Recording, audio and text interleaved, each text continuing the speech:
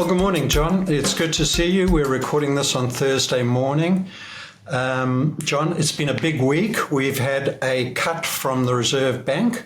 They took the official cash rate from 3.85 down to 3.6. So we want to talk about that. And the other big piece of news was some, comforting CPI data out of the US, which basically paves the way for the Federal Reserve to cut in September.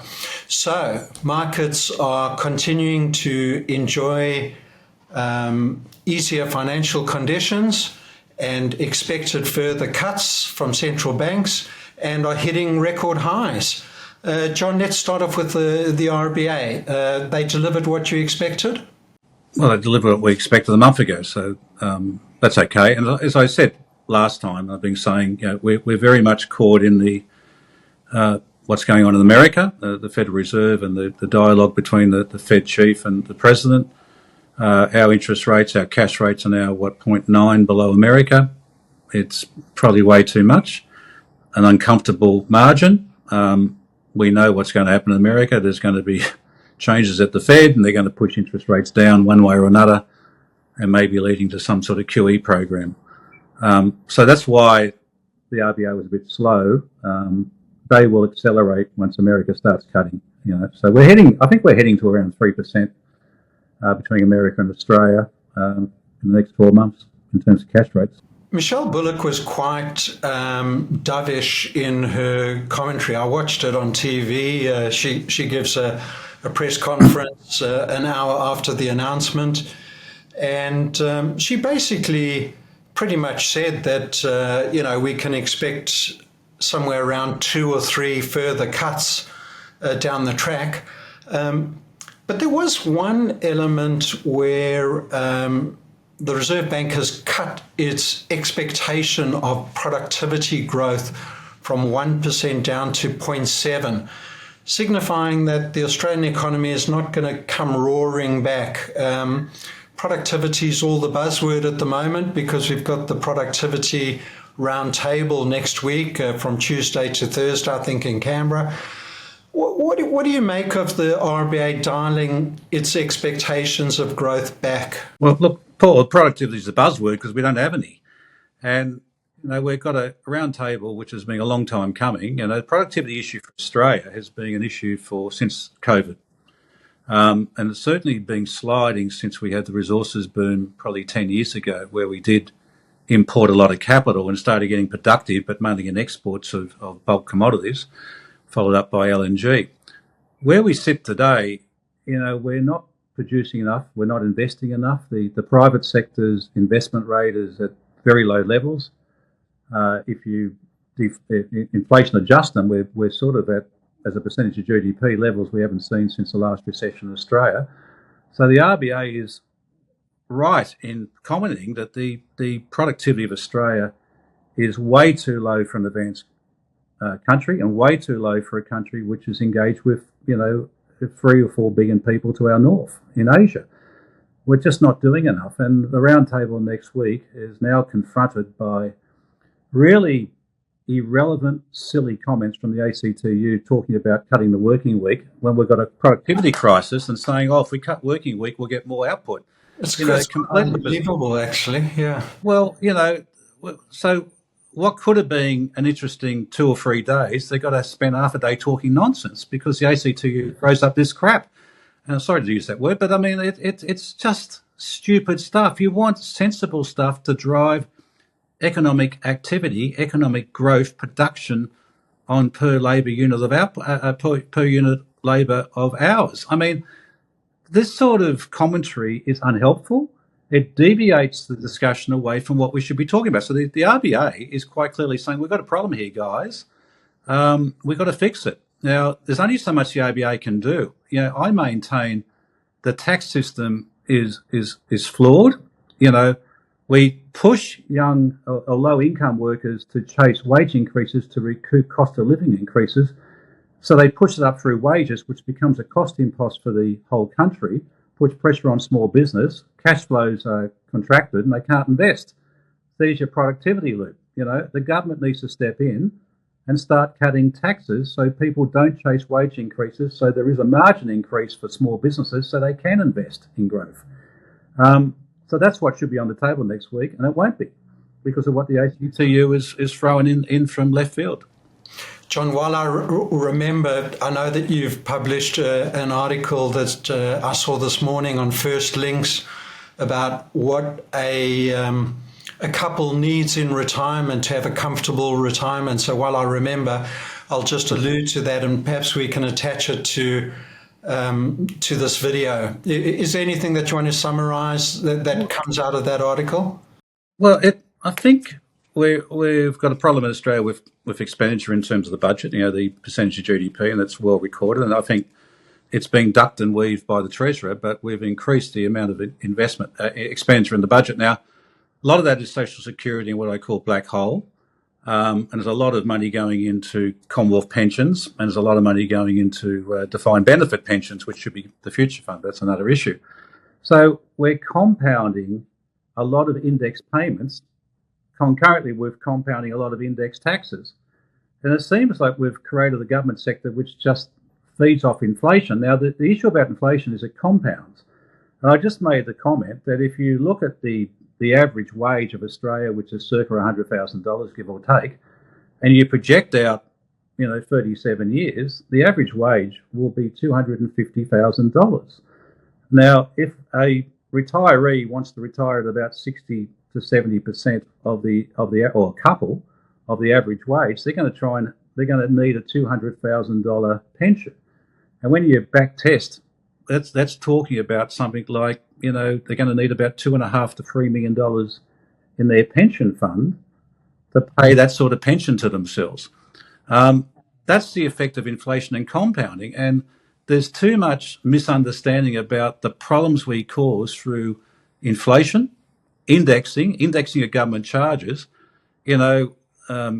infrastructure like toll roads, everything is petrol. This constant pushing up prices is going to compound a real problem for people in retirement. And when you start projecting and compounding out 20 and 30 years, it's diabolical. And the only one people who are protected on compounding of inflation are index defined benefit funds. It's a real problem, Paul, and it does slow the economy. All this diversion of money, to service pensions and retirement because we've got a flawed superannuation system is not helping. That's the point of my article. So it'll be below this video. Well, thanks for that, John. In the meantime, in the US, it's one of the only countries where productivity gains have been quite phenomenal over the last 10 years or so. They're really hitting it out the park. John, we're also in the middle of reporting season. Some very good results in the United States, where particularly the Magnificent Seven have delivered. Corporate America is doing very, very well.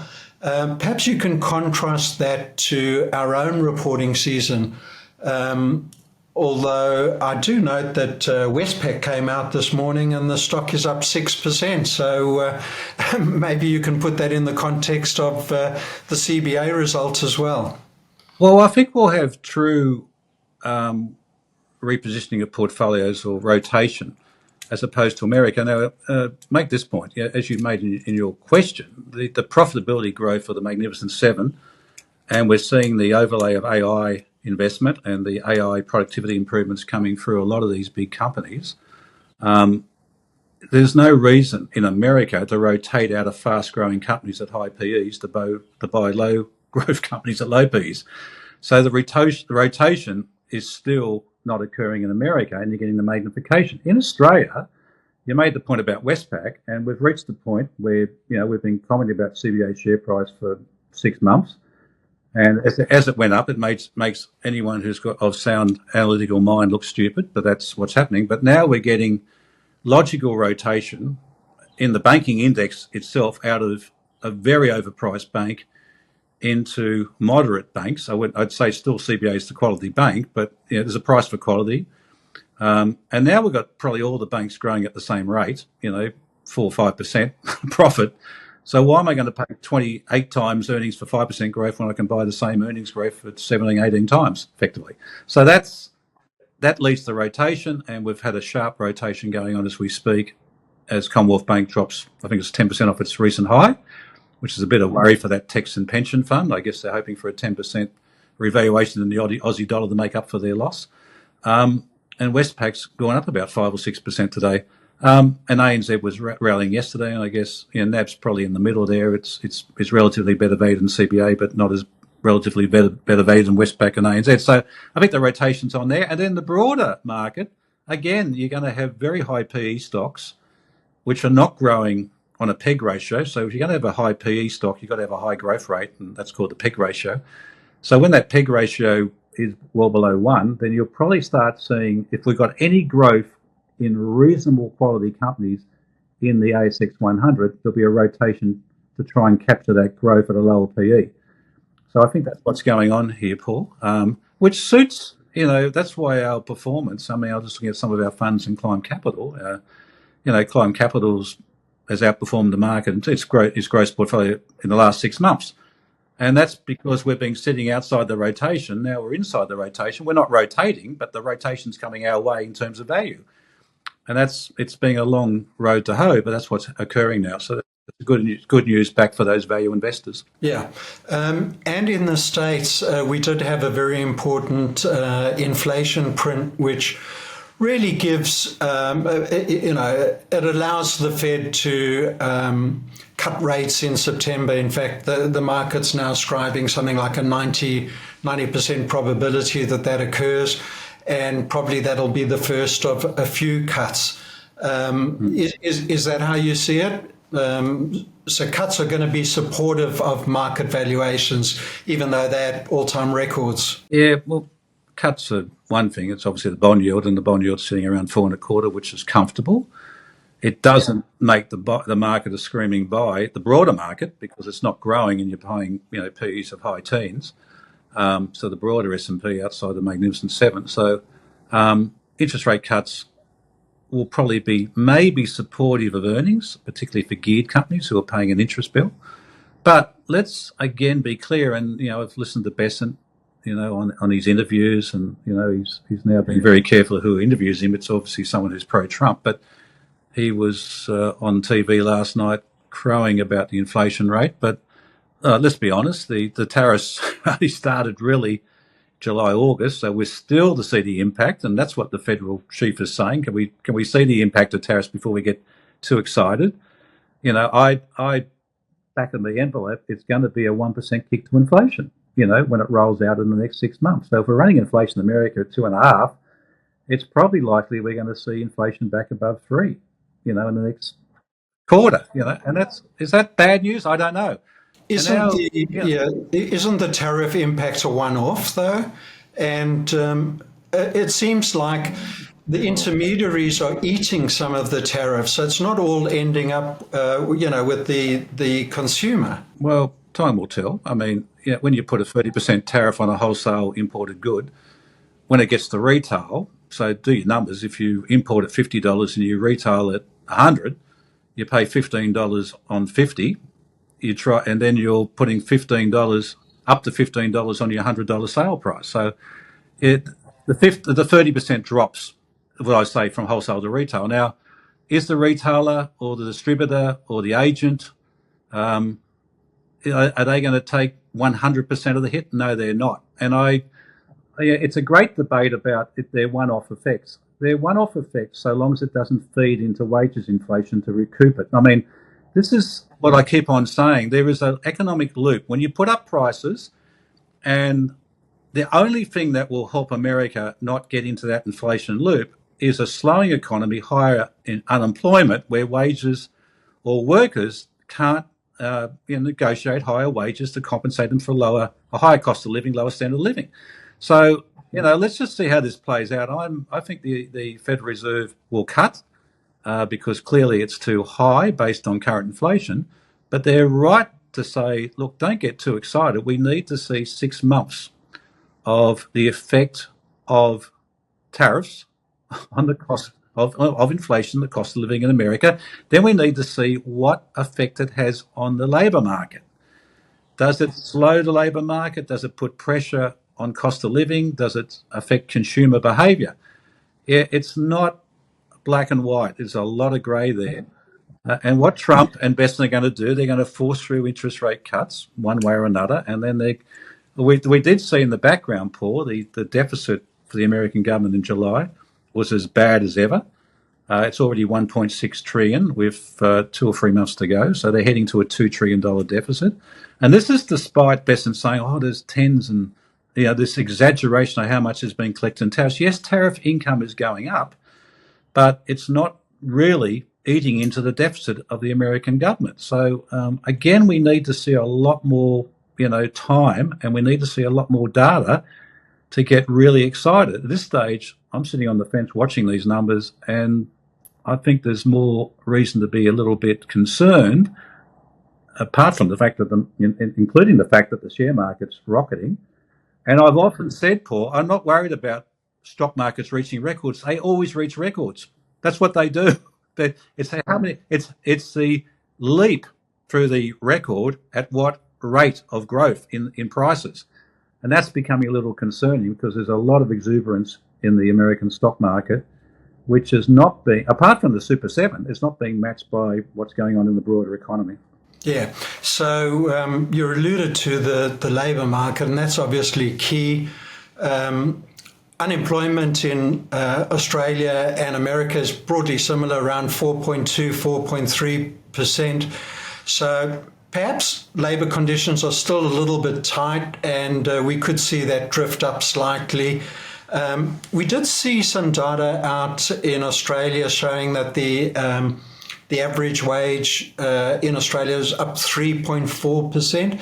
That's not too alarming, is it? Because I remember that my rule of thumb was that the RBA is very concerned if wages rise more than 4% per annum, but under 4%, they're pretty comfortable. Yeah. Well, it embeds that sort of growth, which is, I think you're right, it is comfortable. But when you do a 3 to 4 year tracking, wages have not matched the cost of living. Now, the cost of living is all over the place, with petrol prices surging, then coming back, and the electricity prices going up and then being compensated by government. And then we get a whole lot of other charges which are going up and some outliers in some of the foods. But I think the number I'm seeing is over 4 years, wages are still 4 to 5% growth below the cost of living. And the cost of living is different, as we know, for young households, middle-aged households and retirees. So it's a bit of a thumbsuck. So yes, it's comfortable, but we've got to go back to small business, the big employer of people outside government, and there's only so much they can pay to put on labour, and that's why they're so keen to particularly in the services industry. I'm up in Cairns and currently, and you go all over the place. There's so many students who are working or short-term visa holders who are working up here, which is good. Nothing wrong with it, but it does put a cap on wage increases because these people, obviously, they work here for 6 months. They're not paying full tax, are they? They get a rebate. So there's all these issues which we need to understand. But by the way, Cairns Airport yesterday was absolutely booming. So I don't know what's going on up here. Yep, absolutely booming. Much more busier than Sydney. I know they had a bit of a hiccup over at one of the terminals yesterday with a bit of an issue with a gun. But Cairns Airport and the amount of traffic going through Cairns is quite astronomical, which is good. It's good for this part of the region. International tourists or domestic tourists? Yep. Both. I was surprised how many domestic, and but the grey-hairs, I think, as you can imagine, if you're living in Melbourne and Sydney, get up here. So I should be paid by the Queensland government to promote it. Get up here and get a bit of sunshine. You don't have to go to Bali. Where the bloody hell are you? Well, that's right. If only you could swim in the water and didn't get eaten by crocodiles. But if we forget that one. I don't want to sound like Catter, but I mean, it's a wonderful place up here in winter, and all Australians, if they can, retirees should get up here for at least a couple of weeks in winter. and reinvest their holiday money back into Australia. That would be good. Yeah. Well, it's a good note to end on. We'll have to draw it to a close there. John, enjoy your time in Cairns, and I hope the sun continues to shine and all's good. Bloody well, come up here, Paul. Come up here. I'd love to. And our international viewers, come to Australia and come to North Queensland and see for yourself. Fantastic. Yeah. Sounds delightful. Thanks, John. All the best, and to the viewers out there, we'll see you next week. See ya.